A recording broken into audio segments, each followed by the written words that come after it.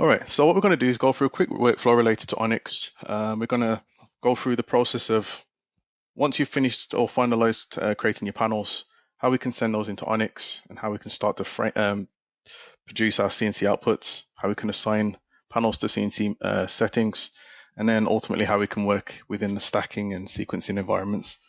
So it's just going to be a quick workflow today, and yeah, hopefully you enjoy it. All right, so what I'm going to start by doing is here we have a finished model. So we've got these panels ready to go into ONYX, and we've got some floors, we've got some wall panels, and roof panels as well, which are ready to go. So the first thing I want to do is I want to log into my ONYX account.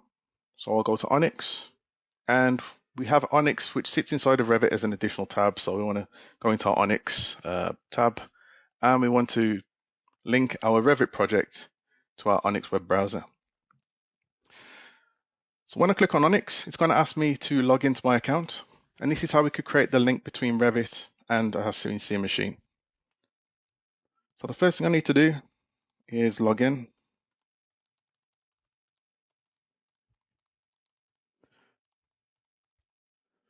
And once logged in, we can then start to link our model to our project. If you don't have an existing ONYX project, that's fine. We can always create a new one. And it's very easy to add a new project. So first, I'm going to switch my account. And here we can see we've got the Beyond the Frame project that I created earlier. Like I said, if you don't have a project ready, you can create a new one on the fly, which is nice and handy. So for now, I'll click on the Beyond the Frame project, and this is where I'm going to send my Revit geometry to. We need to specify this because we need to know exactly where we're sending our panels and our sections. So with that part now done, I can upload the sections, the elements that make up the panels. So I'm going to go to upload sections first.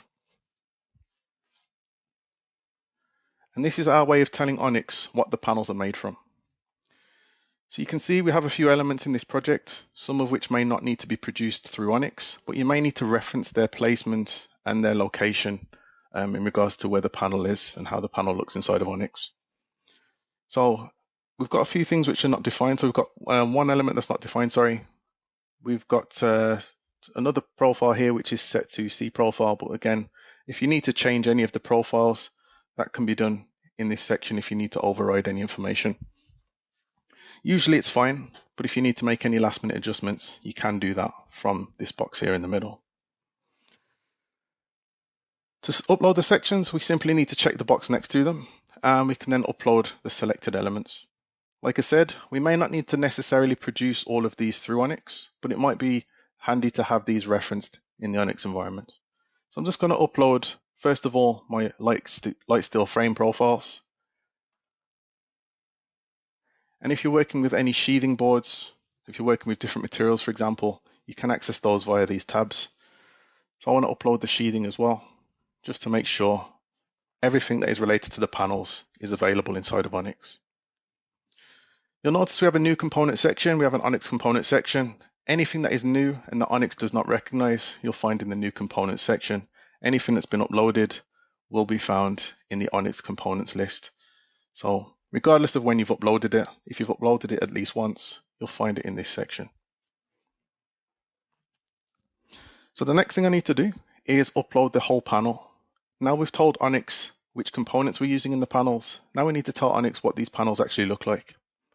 So when we upload the panels, you can either be specific and select a panel, and you can say, I want to upload this panel, for example, or you can choose not to select any panels, and you can use the filters to allow ONYX, to filter out the panel selection. So we'll go to upload panels first of all.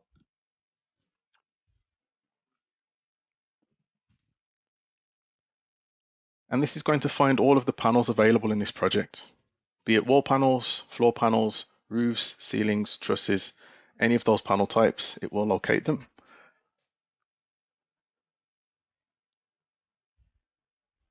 And then we can use a range of filters. And if you've assigned category information, if you've assigned areas, we can use this information, which will speed up the selection process.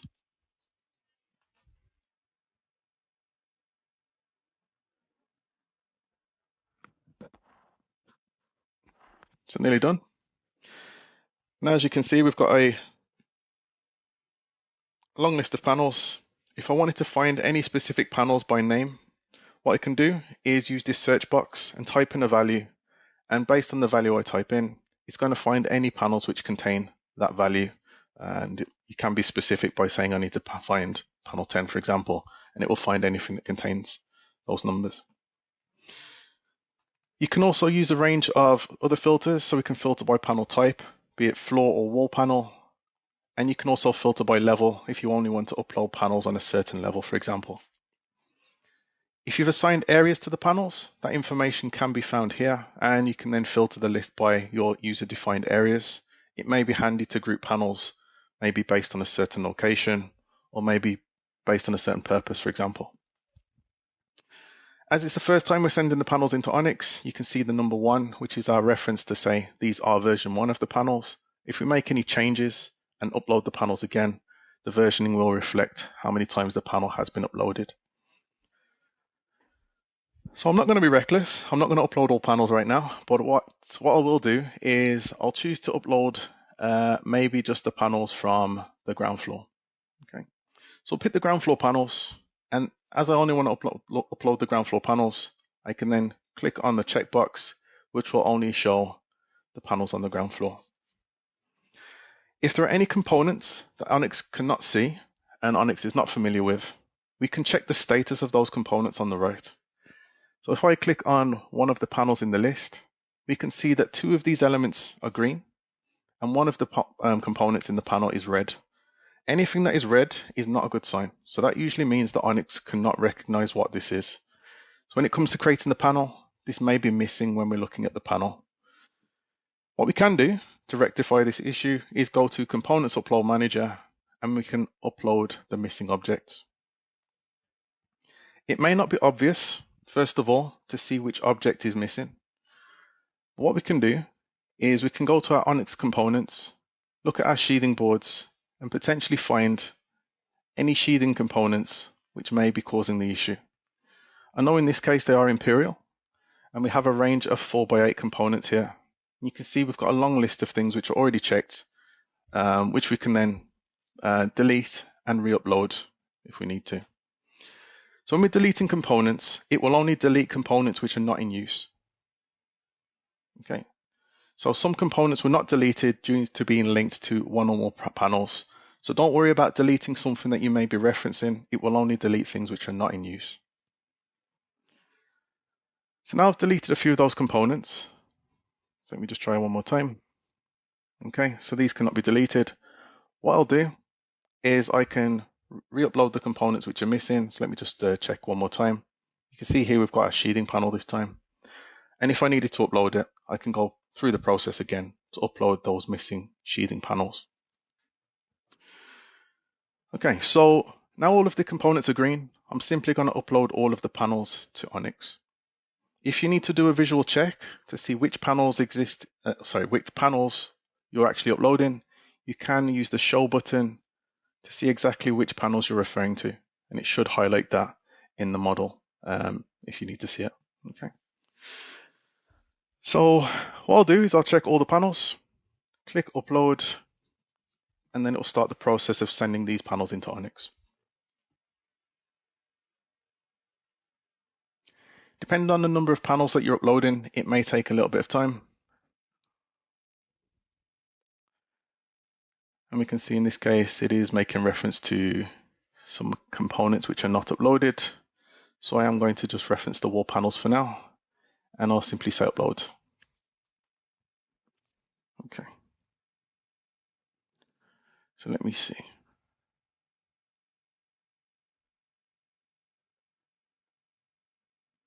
Okay. Sorry about that. I still had the floor panels checked, so I just need to uncheck those first. And now once I upload the panels, we'll get some feedback to say there are 30 panels, 43 panels, for example. It will tell you how many panels you're uploading, and it will tell you which panels are successful, which ones have not been successful, if there are any issues.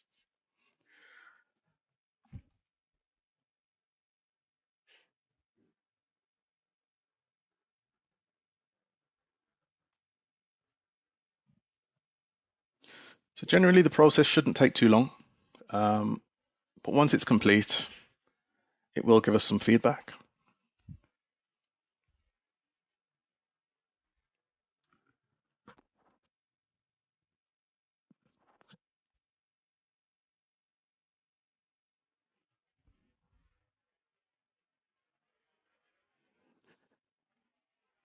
And once the process is complete, if anything is unsuccessful when you first upload it, what I'd usually advise is if you regenerate the panel and then try again, that usually resolves the issue. So if you ever come across that issue, then that's a workflow that I've tried and it seems to work a lot of the time. So here we've got 43 panels, 43 wall panels, which have successfully uploaded to ONYX. So we'll click OK. And once you've uploaded your panels to ONYX, you'll notice a red overlay which covers the uploaded panels. This is to give us a visual indication that something has changed. Okay. So let me just double check. Sorry about this. I may have actually turned that off. What we have is something called a locked panel. And that locked panel will usually indicate that something has changed. Okay. All right, let me see. Filter. Structural framing. Okay. Well, usually we'll say, oh, sorry, to the ground floor, that's why. Okay, so on the ground floor, you can see we've got this red overlay. It's very hard to see right now because it has been hidden in this case, but you can see we've got a red overlay, which indicates that the panel is locked for editing. So I'm just going to unhide this object. Okay,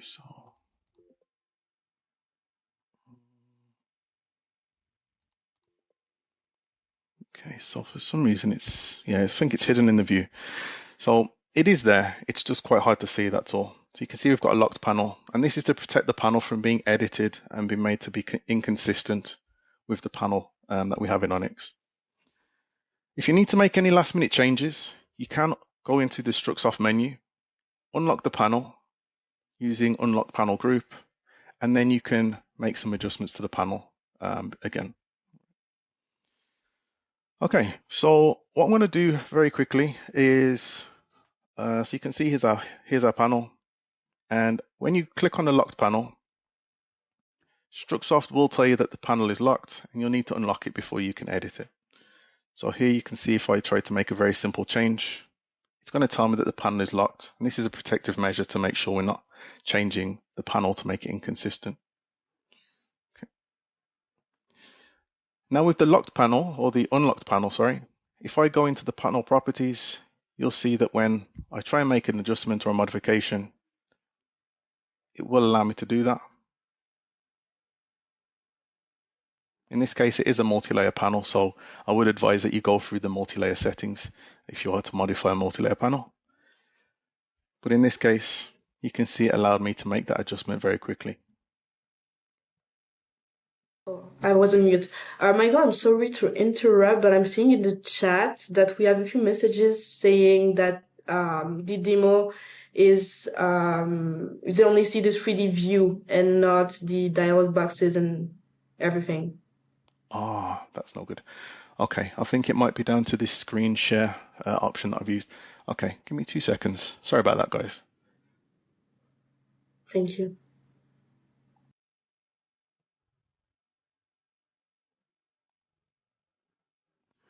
Okay. Hopefully that rectifies it. I'm sorry about that, guys. Potentially selected the wrong option there with the screen share. Hopefully from now on you'll be able to actually be on board with what I'm explaining. Okay, so now I've unlocked the panel. I've just shown you the process on how what happens when we lock in and unlock a panel. Sorry you would have missed the dialog boxes. That would have explained it a little bit better. But I'll just show you again very quickly what I was explaining. So you can see here we've got a locked panel. If we go into the properties, you will see this dialog box related to the panel properties where you can make some changes or adjustments. And you can see a warning here to say we can't modify the panel unless we unlock it first. So I'll just close this down, won't make any adjustments. And then with the panel which is unlocked, we can then go into the properties. So as this is a multi-layer panel, we would usually go through the wall properties. But in this case, just to quickly illustrate that we can make a change I'll just go into the single layer properties, and you can see here, it's not going to give me any warnings because this panel has been locked beforehand. Sorry, unlocked beforehand.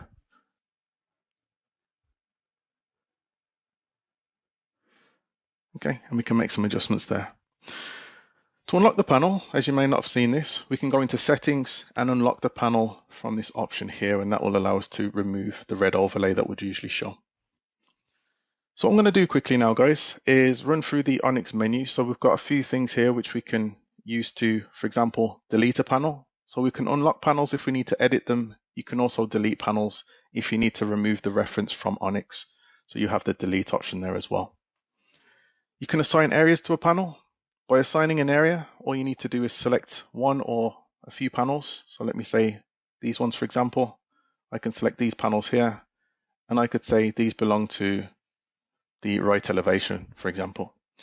So I'll go into ONYX, assign area, and it's based on the panel selection. So you don't need to select all the members, just a part of the panel. And I could say this is part of the right elevation, something to that effect. It is a totally user-defined criteria, so you can define whatever you want in that area. The feedback is telling us that there are 7 panels which have been assigned to this elevation, right elevation area, and we can use this to filter the panel selection, especially when we are working in ONYX and when we're uploading the panels. Some of these options here allow you to quickly access some of the ONYX tools. But what I want to do today is show you the ONYX interface via the browser, but these will allow you to access some of the tools very quickly from your Revit window without having to go to and from the ONYX web browser. For now, I'm going to jump into ONYX, and usually when you first open ONYX, you will have to log in. So I'll just log out very quickly, and you'll see that the login screen has a very similar appearance to the one we saw earlier on when I logged in using the Revit window. So first I'll log into my account. If you don't have any existing details, you can sign up. But if you do have an existing ONYX account, you can use those existing details to log in. So I'm just going to click sign in for now. And this will take me into my ONYX account. So here you can see the project that was created before, and you can see the 43 panels that we've just uploaded. You can upload multiple Revit files into a project, but in this case, we only have one Revit file. But maybe you're working with multiple sites or a cluster of buildings on a site, and you want to upload all of them into the same ONYX project. You can upload different Revit files into the same project. So once we're inside of ONYX, you can see any of your existing projects, and you can also create new projects from here as well.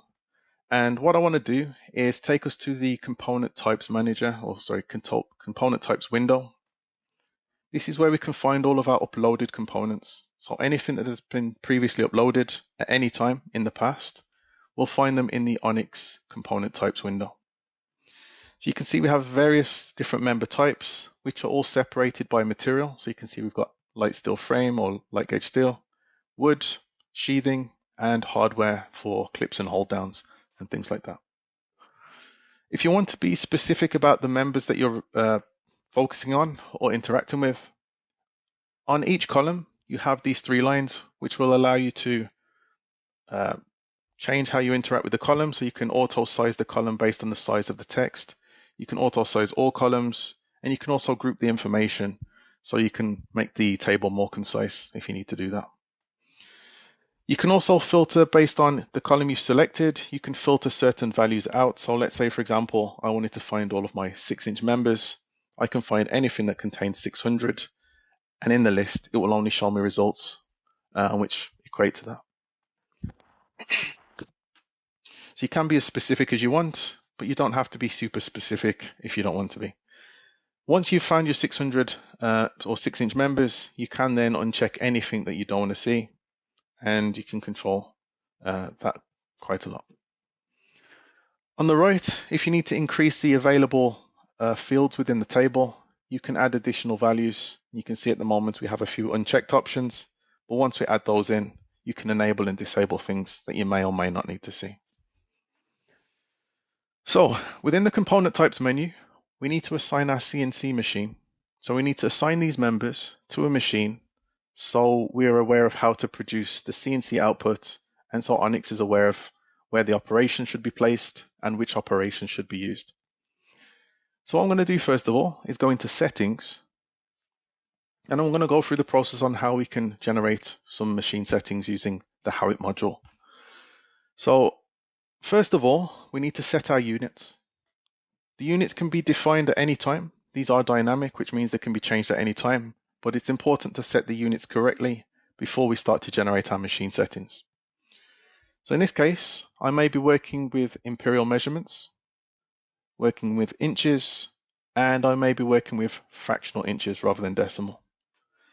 I can change the tolerance, the construction tolerance, which will affect the stacking environment. And we've also got a manufacturing tolerance, which will affect things like our machine settings and the outputs that we generate. So we've got our weight, so we can set the length and weight values. And again, we can set our weight to imperial, and we can define pounds as the unit of choice. And again, we've got the precision to control the number of decimal places. Once you're happy with the defined units, you can save those, and then we can start to generate our CNC machine settings. Within the machine settings, we can define different machine types. So if you're working with wood, you may prefer to use a saw machine. You've got nailing and routing, and you've got the multifunction bridge option here as well if you're working with a multifunction bridge. So in this case, we're looking at a roll former, and we want to look for the Howick roll former. So here I've got a few options that I've defined at some time in the past, and I want to create a new setting, something that I want to use for today. To create a new setting, on the top right, you'll find the Add Setting button. And a nice thing about ONYX is a lot of the options to configure your settings are defined in the same areas. So you'll find that it's familiar, and the familiarity is quite easy to navigate. So I've got Add Setting on the top right. And once I click on Add Setting, you'll see it takes us into our Create New Setting box. And this is related to Howick. If you can't see that, then yeah, but you can see in big letters, we've got our Howick module. So in gray, as a read-only value, this is related to our Howick machine. So this is our machine subtype, which is predefined based on the settings we just chose. We can define a setting name, which is going to allow us to identify this in a list of other settings. This is a value to help us to identify which members may need this setting and to allocate them more correctly or specifically. So I'm going to say this is HWK, and it's going to be for 6-inch members, for example. You may want to create a more accurate naming convention, but it's totally up to you, and it's based on how you want to assign these to your members. You may have a machine that is capable of rolling multiple members. You may have a machine or separate machines that carry out different members or can create different members, in which case you may want to create a variation of machine settings and assign those accordingly. But I'll go through the process anyway, and it should become clearer. So again, our units are set as read-only values. We can't redefine these. And once you create your settings, they are locked to the measurements that you've defined and the units that you've defined. So it's important to set these correctly first. After that, we've got some machine options related to the operations that we want to carry out on our machine. So the size of the operation. So based on your machine and its capabilities, you will need to define a value based on the tooling on your machine and the settings for your specific machine type. So in this case, we can set the web punch width, a lip notch width. We can define a value for the width of our operation. And in some cases, you may need to punch twice. So define the width based on the tool, and it will place as many operations as it needs to recreate the punch that you need. So you've got swage tool width, dimple, minimum edge distance. So we've got a few different settings here. We do try and cater for a wide range of Howick machines, as well as other machines as well. So you may find some settings in your, or some parameters within the settings which may not be applicable. If that's the case, just set the values to 0. And in some cases, you can uncheck the options to say this is not applicable in my case or for these settings. So in the machine options, these are general settings related to the operations, and we can add separation distances for our flange slots. include the tool tolerance based on the width of the tooling or blades that we may be using if you're cutting things. And then we've got web side to center diameter, a load of things related to operations and the sizes that we want to use. In the general settings, this is where we can add additional functionality based on our machine and its capabilities. So you can, for example, use version 2.0. This may not be a setting that's available on all Revit machines, but it may be applicable to specific ones. If you work with slotted dimples, you can enable that setting as well, and you can also disable it. So in some cases, you can uncheck the options if it's not applicable. Again, default profile, this may be an option on your machine. Just check your machine settings in order to make sure that this is compatible and the settings are consistent. If you want to include the panel ID when you're generating your machine settings or your CNC output, then you can include the panel ID as well, and it's going to filter out the settings based on the specific panel ID. When you set the members to vertical joist to be structurally critical, so verticals or floor joist to be structurally critical, that means those members won't receive any operations that may compromise the strength or affect the strength of the member. So any web cuts or web notches, those won't be placed on any of those structurally critical members. There are other settings here as well. I won't go through every single one, guys, but we do have a range of settings. For example, we can use a profile description in the file output. We've got use spacing, stud spacing tolerance to adjust the stud spacing if we need to account for stud adjustments, maybe in height, for example, and you can use this stud spacing tolerance for that. You can add a sequence number to the output file name. So if you've assigned sequencing, you can use that in the file output. And we've got things like folded ends, again, which may be specific to your workflow or may not be specific to your workflow. If you want to replace dimples, you've got the option to do that. You can add extra flange slots at the ends of top track. So some of these are very specific and they may not be part of your workflow. But like I said before, these can be enabled and disabled as needed. If you want to have a continuous bottom track on your door opening, you can then apply courtesy cuts to make it easier to remove that section within the door. And there's some options here which allow you to do that. Maybe you have a specific convention for creating your file outputs. So maybe the top member needs to be first in the list, then the bottom member next, and then left to right members in that order. You can define how the output is created and how the members are ordered in the list. So from top to bottom, it's going to follow this order: top member, bottom member, left, and then all the way to the right-hand side.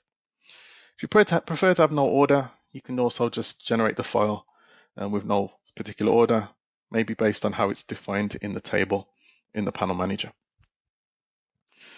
So once you've defined your settings, given them a name, changed all the values, you can then hit the create button. Okay, I think I know what went wrong there. So just be careful when you're creating your settings, guys, when you're using things like inch symbols and those kind of things, because those will affect how the settings are created. So you'll see here, if I add a 6-inch symbol, it is going to tell me that something went wrong. Okay, so in the name, let's say, for example, HWK 600. Okay, that'll be my 6-inch members in this case. And then, yeah, we can redefine the settings if we need to. All right, so once we've defined the new settings, you'll find we can create multiple settings for different purposes. Maybe you're working with 4-inch members, 6-inch members, 3 5/8. You may need different settings for different purposes. So in that case, maybe you need to create different size operations on the 2 separate members. Maybe one has lip cuts which are slightly smaller. Maybe one has web notches which are slightly wider. In that case, that will be a cause for creating a new setting, and you can assign those accordingly to the different member types. So I'm just going to quickly add another variation just to illustrate what I'm talking about. So I'll say HWK, and I'll say 400, for example. Okay, I'm not going to change any settings, but I will say create for now, just to show you that we can assign as many settings specifically to the members that we need. So once you've created your settings, you don't need to click save or anything like that. We can then just click out of this menu and go to component types.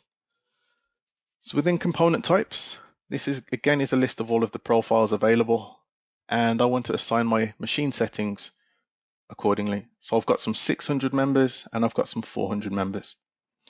What I want to do is make sure I'm assigning the right size members to the right things. So I'm going to go into my type name, and this is where I can select things based on the size. So this is going to be the easiest way to select the profile by size. Another value we could use is depth as well. So I'm going to go into the properties related to this column, and I want to filter by typing in 600. With all of the 600 members selected, I can then select all of these elements in the list, and maybe I use the same machine for all of these member sizes. In your workflow, I imagine you won't need to have this many members, but in this case, we can say assign CNC machine. Choose the machine type, and then we can choose the settings that we want to apply to these selected members. As I said before, there is quite a lot of control that you have based on the different settings. You can assign different settings to different members specifically. Okay, so say for example, assign this with the HWK600, and on the right where it says CNC machine, you can see what has been assigned to these members. All right, so I'll do the same with the 400 members. You'll notice I didn't make any real changes to the settings, but this would have to be specific to your workflow. In this case, I am working with 4-inch and 6-inch members in the model, and yeah, we'll have a look at what it needs to do. So 400, select, and we'll assign the Howick 400 settings.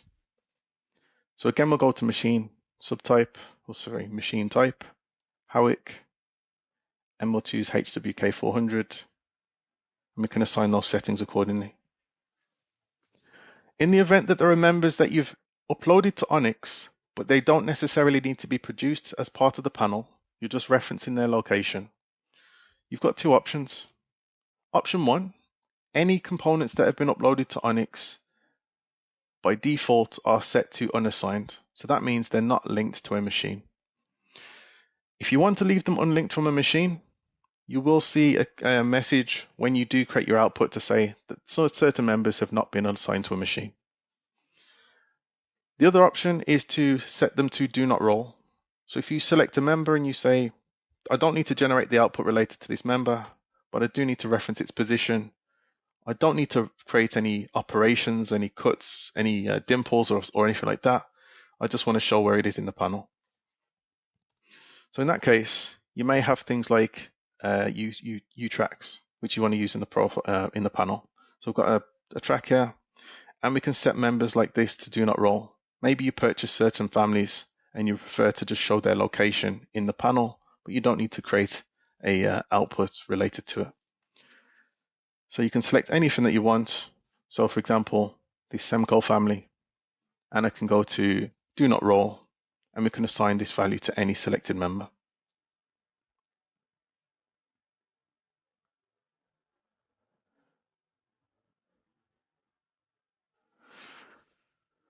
Okay, we got there in the end.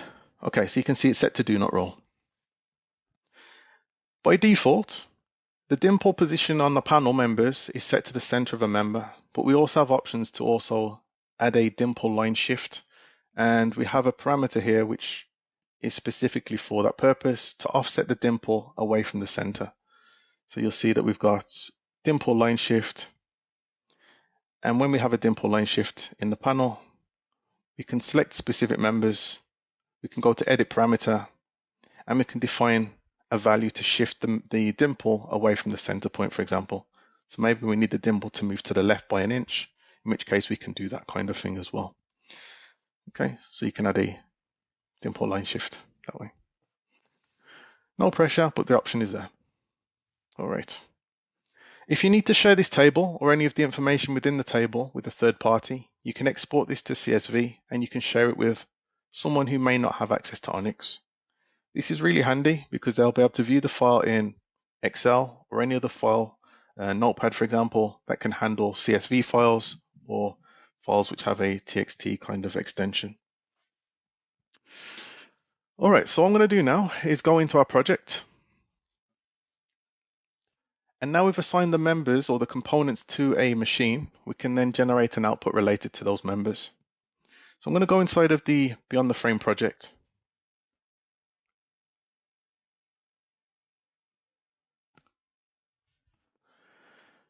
Within the project, by default, it takes us into the panel manager. The panel manager is a centralized location where we can find all of our panels, be it wall panels, floor panels, ceilings, trusses. They'll all be housed in the appropriate location. So in this case, we are referring to walls as we only uploaded walls in this case. We have some settings along the top which will allow us to delete panels if we don't need to reference them in ONYX anymore. And this is similar to the delete function that I showed you earlier in our Revit project. Sorry. You can also generate reports related to the panel where you can extract things like the panel name, panel length, total number of members. You can also grab information related to material, coil width, these kind of things, all found within the report that we can generate. Okay. Export to CSV. Again, this will allow us to export the panels. Based on the current structure of the table, our report will be exported in this format. So you can change the order of the information, you can move things around if you need to, and you can remove any values that you may not need to reference, for example. If you want to download your panel straight away, you have the option to do that. You can reorder the panels in the list by using ascending order, descending order, and you can set it to show no order. But if we say in ascending order, you can see here we've got panel 176. And if I wanted to download panel 176, maybe it's ready to be downloaded straight away. We can do that. And you can see we've got a few things here which have not been assigned to a machine. I did think I had all those members assigned, but you can see we've got a light gauge stud family here which has not been assigned. Okay. Okay, so I can fix that really quickly. Okay, so I'm going to go through component types. And I just want to make sure that the 150 members are also considered as well. Okay, so that's C1. I'll just say C, just so I can capture all of them at once. Okay, so I'm going to say all of the C members, and I'm going to make sure that these are assigned to the Howick machine as well. Okay. So in this case, I will use one of my generic Howick settings, which will cater for most of these members. Okay, so again, we can generate some settings related to these. The C150s are metric families, so I may have actually had a metric reference in the families in the project, which I may have forgot about. All right. I'm getting old, so my memory, yeah. Okay. So when we go back into the project, what we'll be able to do is go into the panel manager, and again, I'm going to attempt to download a panel. So I'm going to go to panel name, panel 176, and again, I'm going to attempt to download CNC. What we should find is, first of all, we've got the project name, which is a good indication that this actually happened this time. And we can see some of the components in the panel have not been assigned to a machine. This is the same warning that you'll see when you leave your members set to unassigned. So if it's unassigned, it's not assigned to a machine, it's very easy to fix the issue. You just need to assign the member to a machine, so ONYX is aware of how to create it. For the members that did work, you can see we have generated an output for panel 76, sorry, panel 176, and this is the member type that we're referring to, C150. So based on the members that were successful, you can see we've got our component list, we've got the orientation of the members, and we've got the placement of the operations all shown on the right. So you can see this is what our Howick file looks like, and we can see the extent of all of the operations in the panel based on these members. Okay.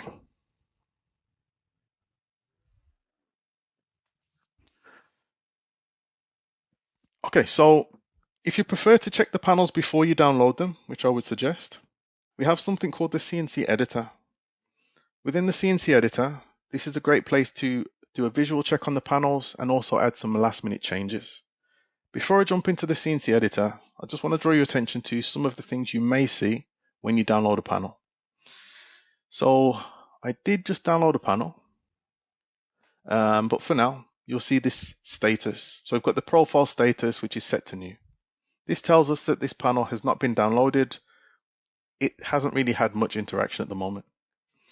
So with panel 177 selected, if I click download CNC, what we should see is a new status for the selected panel.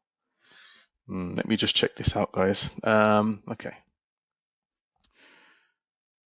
I'm pretty sure I did assign it. Foam. Oh, okay. Oh, okay. Totally forgot about that. Okay, so we've got some foam in the panels, and I forgot to remove it. That's going to cause a little bit of a headache, but I'll try my best to get around it. Okay. So we can download the panel, and when you download all of the components of the panel, so if I go to panel 177, for example, at the top, this is showing us the overall panel, all of the members of the panel, the whole panel. At the bottom section, this is showing us a reference to all of the members in the panel. So these are all of our verticals, our horizontal members, our tracks, cripples, headers, all these kind of things. So based on the members, you may prefer to download only a few of the members at once. So maybe I want to download just the top and bottom track and maybe the end studs as well.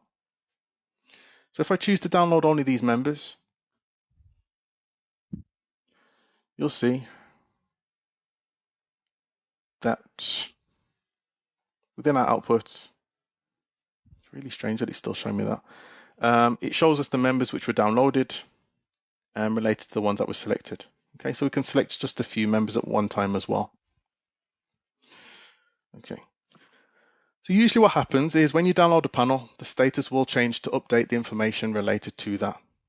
I can tell you why it's not doing that right now. It's related to the foam that was uploaded along with the panel. So I'll just show you that quickly, just so you're aware of how to troubleshoot this issue. You can see we've got sheathing boards, but we've also got foam, which has been modeled within the panels as well. So if you remove the foam, upload a panel, it should get around the issue. So what I can do quickly, guys, is I'll show you how to do that. Okay, so I'll go to Strucsoft, Properties, Miscellaneous. You'll see that we have foam in our settings and very easy to remove. Sorry, let me just go back. This is a multi-layer panel, so let me just change it in multi-layer. Okay, yep. So Strucsoft, Operations, Wall Properties. Indeed. Okay, so I've got to unlock the panel first. And once we go into wall properties, we can see the wall buildup or the composition of the panel. And I want to go into the structural layer, edit the settings, and this is where I can remove the existing foam which is in the panel. Okay, so right now this is assigned. I can simply set this to none, click OK, and that will remove the foam from the panel.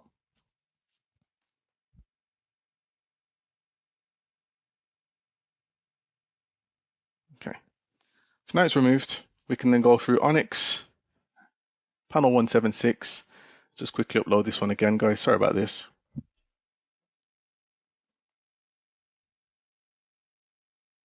But as this panel has been uploaded once before, we should be able to see that this is version 2. And this is a good time to explain when we upload a panel for the second time, if it's unlocked, it will have a version 1 reference within ONYX.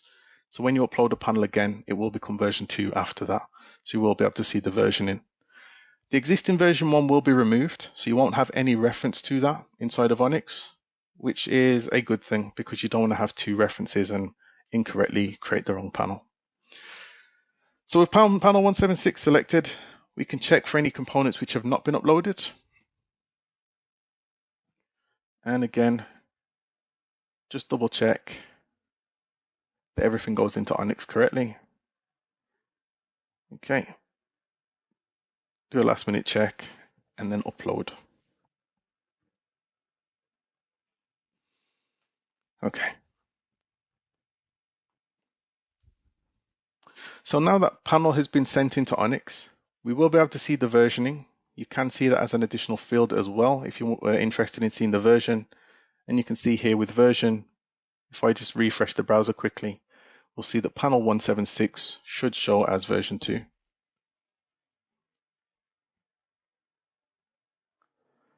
Okay.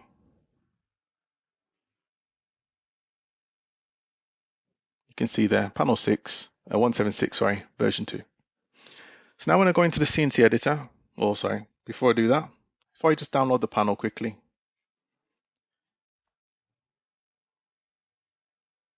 it's always handy to see what can go wrong in the webinar, because it's always also nice to know how to fix it. So you can see panel 176, and now the status has changed to downloaded. So the thing that was affecting it was the foam insulation in that case. So if you wanted to check a panel before you download it, if you go to the CNC editor, this is where you can make adjustments to the panel. As I said, these are going to be last minute adjustments that you need to make in regards to additional operations, maybe moving existing operations, but the changes that you can make are going to be minor changes, not big changes. For example, you can't add additional members, you can't make any physical adjustments to the look or appearance of the panel. It's all going to be related to the operations that you can place within ONYX. So on the left, we've got a filter, and we can use this to filter out specific panels, maybe based on an existing work order. If you've created a batch for a batch of panels which need to have a deadline assigned to them, they need to be produced by a certain date or time. We've got the file. If you're working with multiple Revit files, you can filter by the Revit files. Area, if you've created an area or assigned a panel to an area, you can also say, show me the panels which are assigned to the right elevation, for example. You've got level, which is ground floor. If we uploaded the other levels as well, those would be available in the list. And we can also filter by panel type, wall, floor, ceiling, truss. For any panels that have been assigned a category, you can also use the category information to filter down the list and make it easier to select only the elements that are relevant at the same time or at the right time.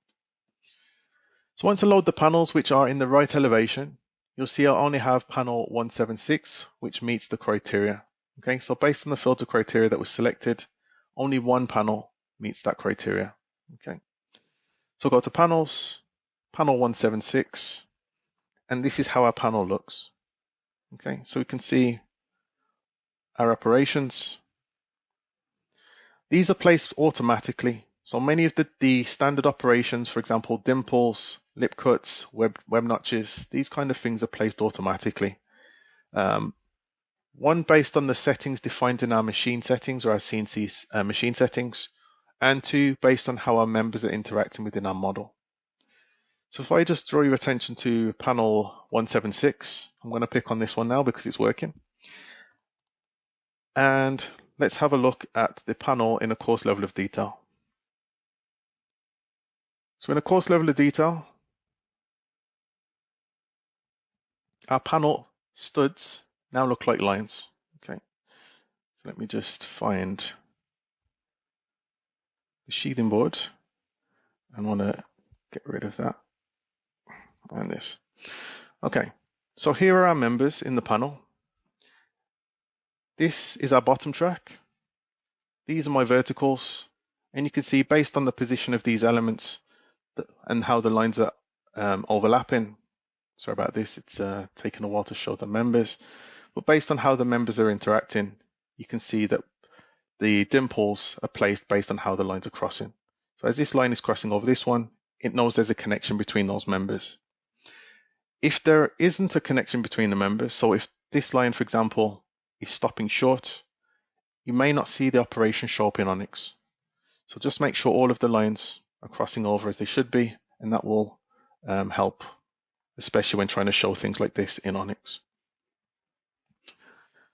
All right, so what we have here is our panel, and we can see a lot of the operations are placed by default, as I mentioned before. If we needed to change the priority of the members, so right now, this vertical member here has priority over the top track. If I go to invert connections, you'll see that this red arrow is parallel to this vertical member, which means we're going to have to notch this member in order for this one to be prioritized and pass through. If you need to override any of the settings, you can change the priority of the members by simply clicking on the red arrow, and that is going to switch the priority to this member, and now this member needs to be notched in order for this one to take precedence and to pass through. Okay, so you can make adjustments like that.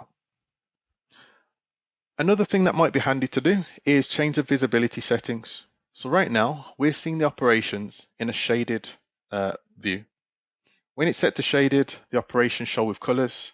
You can also set the view to shaded and cut, which will give you an indication as to how these members will look once the operations have been carried out. So once these cuts have been applied, this is how the member is going to look. So you can see where our lip cuts are, and you can see a better indication of how the members will look once they've been produced. For any last minute operations that you need to add to the panel, we can add those by selecting a specific member and going to LGS operations. Here is a list of all of these different types of operations that you may want to add to the panel. So for example, I may need to add a service hole. So I can just click to place a service hole and define the position of the service hole. So maybe 30 inches, for example. You can also extend horizontal members. So we can add operations, we can move them around. We've also got grips to move them around as well. But we can also extend things like horizontal members. So let's say, for example, I need this member here to extend to that vertical member. If I go to General, we've got a setting called Trim Extend Horizontals, where I can make some, you could say these are physical adjustments to the panel, but we're not creating anything new. This is using what is already existing, and I can extend the reference to one of the neighboring members. So we can do things like that, for example. I can't create a new member out of nowhere. It has to be an existing member for that to work. If there are any members in the panel that you want to exclude from the CNC, you can simply exclude them, and then the information won't be included in the CNC when you produce it. Within the CNC editor, you can get a preview as to what the code will look like in the CNC file, and you can go to the code viewer in order to see that. So here's our panel, and when I select a member, you can see it will highlight the data in the CNC or the code in order to show us the operations, the location of the operations, those kind of things. You can see it does highlight the information based on what we're selecting in the panel. Okay, so that's just some of the things we can do within the CNC editor. You can also download the panel from this location as well once you've checked the panel. Okay, so those are a few things we can do. So we have the download button there. So once you've downloaded your panels, what you can do is you can sequence the panels in a sequencing window, and you can also choose how to distribute the panels to site using these stacking features. Sequencing is a very quick operation where you can select the panels in a specific order and assign a sequence number to the panels based on how you've selected them. So if I go into sequencing, first of all, on the left we have a filter, and on the right we have our viewing window. Again, we can set the criteria by defining things to filter out, and maybe in this case I'm going to load all of these panels on the ground floor. So here are the panels, and you can see these are the panels on the ground floor. In many areas there is foam, and that's why the panels look quite larger than they should. But what the panels should look like is they should look like this. Okay, so you should be able to see each panel and how it's positioned based on the members. You can see the foam reference there, which is slightly oversized. So if I wanted to assign a sequence to these panels, how can I do it? I've got two options. Option one, we sequence by selection. So if I click on the sequence tool, I can then select the panels in a specific order. And once I do, you'll see each panel, when I select it, will be given a number in brackets. So in this case, panel 221 is number 1. And as I continue to select the panels, they'll be given a number according to the order in which they were selected. Okay, so that is option 1. And once you're finished, you can hit save, and the sequence will be saved to the panels. You'll be able to see an indication in brackets to say which panels have been sequenced. Option 2 is if you prefer to sequence the panels based on the number assigned to the panels. So maybe you've created your Revit model and you've assigned the panel numbers in the Revit model in a sequence. If you prefer to use the numbering based on the sequence that you've assigned to the panel names, you can go to Convert Panel ID, choose the sequence that you'd like to use, and you can convert the panel ID. I'm going to quickly create a new sequence because otherwise it's going to override my existing one, and I'll show you how to do that quickly. So we go to Project Settings, and I'll just create a new sequence called Ground Floor EXT. Okay. So these are my exterior walls on the ground floor. And when I go back to sequencing, I'll be able to assign those panels to the new sequence. Won't be much longer, guys. I know it's a long one, but we're almost through the sequencing part. All right, so again, within this menu, we've got coarse or fine level of detail. I want to set it to fine so I can see each independent panel. And I want to use the filter to select only the exterior walls on the ground floor. So I'll say load panels, which will only produce the exterior walls. So maybe if you prefer to work with certain areas of the model at one time, you can use the filter to control a lot of that. So I'll go to sequencing, and I want to set the sequence to ground floor EXT. I've also got access to the stacking sequence. So if I select the stacking sequence, you can see there are numbers based on the sequence that is applied to those existing panels. But if I go to my new sequence, you'll see that the sequence is totally empty. So I want to convert the panels based on their ID, and this will assign a number to the panels based on, well, the numbers that are assigned to the panels. In the General tab, I can play an animation to show me what the order of the panels is. You can see it's quite sporadic, it's all over the place a little bit, but you can assign a sequence by selection as well, or you can number them in a more consistent way in your Revit model. All right. So that's the sequencing tool. Once you've sequenced the panels, the sequence can be useful within the stacking environment. It can be useful in many different places. In the stacking environment, if you want to stack your panels and define how they're going to be grouped for distribution, the only things you'll need to predefine, guys, is the stacking settings. So you'll have to create some templates related to bundles, pallets, trucks. So bundles are the smallest of the container types, but this is going to group your wall panels, for example, and then you can place them on a truck directly after you've placed them in a bundle. If you also work with panels when lifting the panels, work with pallets when you're lifting panels, you can also use the pallets option as well, which is similar to a bundle. It just has a pallet at the base as well. And then for our trucks, this is how we can distribute the panels to site. We can define the size of a vehicle in order to distribute the panels to site. Okay, so what I'm going to do first, so I have predefined some of these settings just to save some time because I knew this would potentially overrun.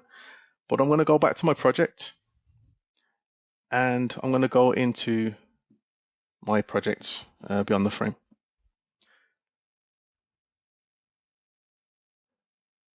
From there, I'm going to go to Project Viewer and I want to enter a new stacking session.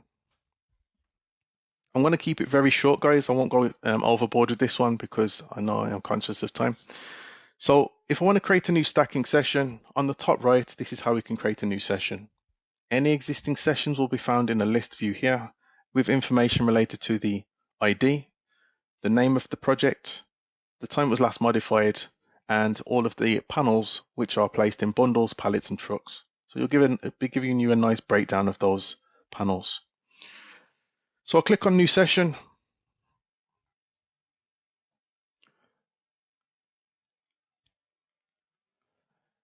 And again, we've got the filter option to define which panels we want to interact with. And again, maybe I'll keep it short and stick to the exterior wall panels in this case.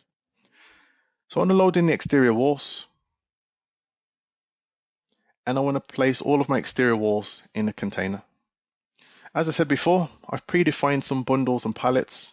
I'm going to stick to the bundles for now, and we can place things in the containers by going into the stacking tab, and we can say add bundle, add a pallet, or add a truck. So we can choose to place panels directly on a truck, or we can place them in a container first. So this is a view related to our panels. We can also create views related to the container that we want to add the panels to. So if I click add bundle, on the right, you'll see that we have a bundle container related to the panels that I'm going to place in there. You can generate different templates with different size containers. So here I've got a large option. And if I set that, you can see we can resize it based on the constraints that we're working to with our panels. When we place the panels in the containers, they are placed stacked one above the other. Okay, so it won't assemble them as a configured unit. It will be panel by panel, and we can then set them on top of each other like this. You can also select multiple panels, and you can add those either by dragging and dropping, or you can use the plus sign in order to add those as well. If you've added too many panels to any one container, you can remove them. So you can see here, remove from container, or you can use the delete key on the keyboard. If you need to resize the container, you can click on the shrink button or stretch, and this will resize it around the panels inside of it. So you can see it's giving us a little bit more flexibility. Once you're happy with the settings, you can then hit the tick, and this will confirm the container. You may also want to stack things a little bit quicker than this. Okay, so based on the number of panels, doing them one by one, deleting things, moving them around may be a bit time consuming. If you're short on time, we have some automation that we can use for stacking panels.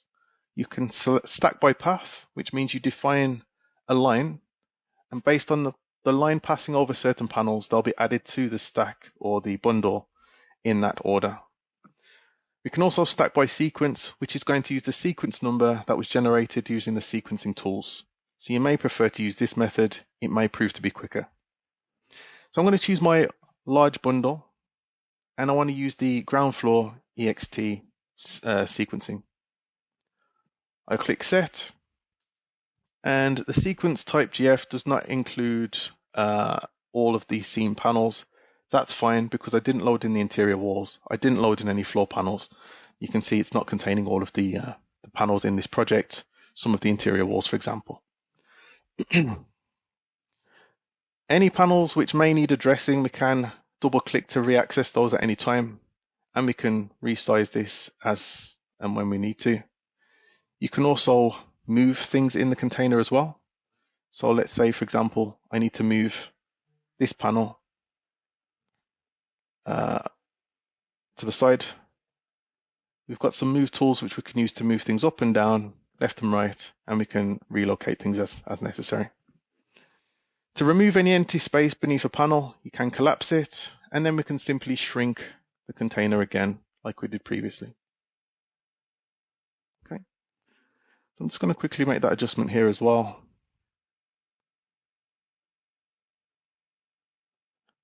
In real life, I'm pretty sure we can't resize the containers when we've got a constraint, but just configure the size of the container to match your constraints. You can't go wrong. All right, so now we've got all of our panels placed in a container. I want to place these on a truck. I won't go through the pallet option because it's very similar to bundles, but in this case, I will add a truck, and we want to place these bundles directly on this truck. So I can select a bundle, and again, I can drag and drop these where I believe they're best placed. We have two views available, which means I can see the truck from the top and I can see the truck from the side. This will make it easier for me to maneuver these elements in two different view orientations. So maybe in this view, I need to move the bundles over, and in the side view, I need to move things down. So again, I can use the collapse tool to remove any empty space, which is going to allow me to work with this a little bit more easily. So again, drag and drop, and based on the size of the elements, we may need to move things around a bit. Okay. Sorry about this, guys. Okay, let me just collapse that quickly, and then I'll finalize with these last couple of bundles. There we go. All right, so let me move this one to the side and just collapse. And again, this one may just about fit. Okay, it's a very tight one. I'll let you guys decide. But then we're going to hit the green tick, and this is our truck. Okay, so based on the size of the truck and the constraints we're working with based on our truck size, this is how we could stack the panels within the truck. If you need to rotate the panels or move them around, you can see here within this window, I guess I'm moving the truck in this case, but if you need to move anything, for example, if you need to rotate the panels, we can edit the selected bundle at any time. So if I go to this one, I can click edit, and if I want to rotate the whole bundle, we've got things like rotate, sorry about this, which will allow me to rotate the bundle. Why is it doing the whole thing? Okay, sorry about this, I might have to pull it off the truck first. Okay, so we grab this guy, for example, and if we need to rotate a whole container, you can then use these tools here in order to interact with the containers, the whole container, not just part of it. Tell you what, there we go, got there in the end. Okay, so you can interact with the whole container. Maybe you need to stack the panels on their side, or you need to stack them flat. You can change orientation. All right, perfect. Okay, so finally, once you've placed them all in a truck, you can publish the session. So we can go to General, publish our stacking session, and that means it's going to be saved as a finalized session. So I'm going to call this one Beyond the Frame. Click OK. The session will be published, and after that we can start to generate a stacking report. So we can go into the stacking center and we can generate a report from the bundles, pallets and trucks that we've placed in the project. So if I click on the truck, I can see what is in the truck. So which panels are in the truck, which bundles, and I can see all of the information in one place. So this truck contains all of these panels. It may contain bundles, it may not. It may contain pallets, it may not.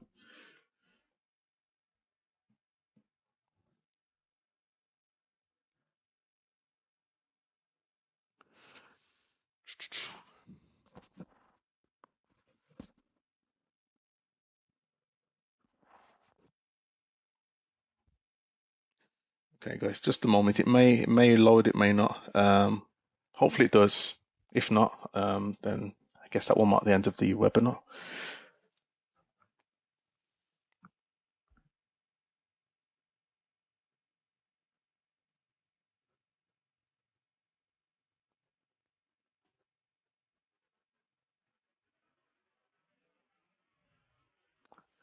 Okay, I don't think it's going to load, so I'm going to call it there for now, just because it may take some time.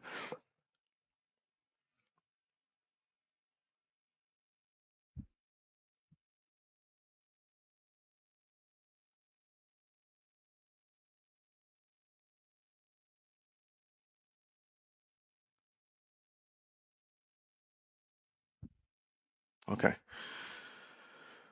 All right. So in the stacking center, yeah, so this is where we can see all of our bundles. You can see a load of panels inside of our truck. You can see the bundles in the truck as well, and it gives us a clear breakdown of what is within the containers that we've created.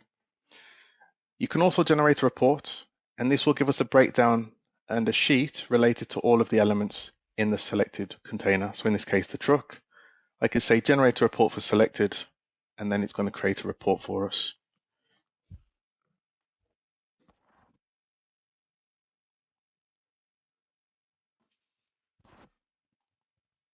Okay, so here's the report, and within the report you can see our truck, the contents of the truck in regards to the bundles. So we've got bundles 1 to 6.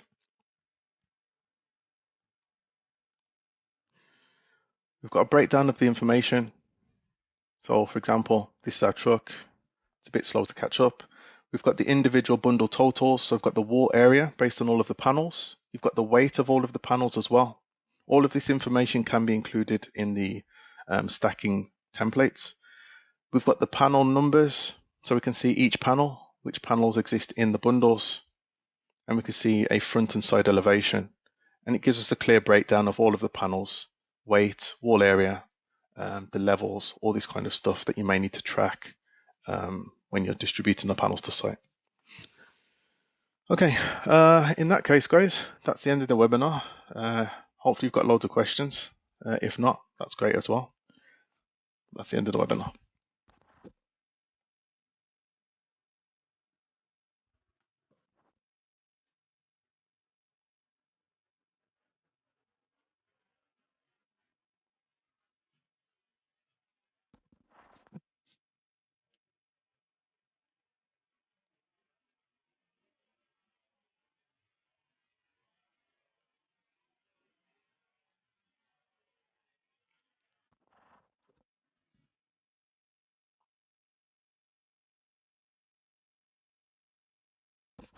Hi, Clements. Hey, Michael, can you hear me? Yeah, I can hear you now, yeah. Yes, I had trouble logging into the stream. So before we close the webinar, we do have a question from Hamed. So he's asking, does ONYX integrate with FrameCAD systems and machines? So at the moment, we are working on, well, we do have FrameCAD functionality where we can produce a FIM file, which will work with FrameCAD, but we can't directly export to FrameCAD at the moment, but we do have a workflow that allows you to work with FrameCAD. Okay, amazing. Thank you. I think we can wrap this webinar. So thank you so much, Michael, for this insightful presentation. And thank you all for joining us today. We hope you're leaving with ideas to elevate fabrication planning and drive more efficient offsite assembly workflows with ONYX. So on behalf of Critic, we appreciate your time and participation, and we look forward to seeing you on the next session. Thank you, Michael. Thank you.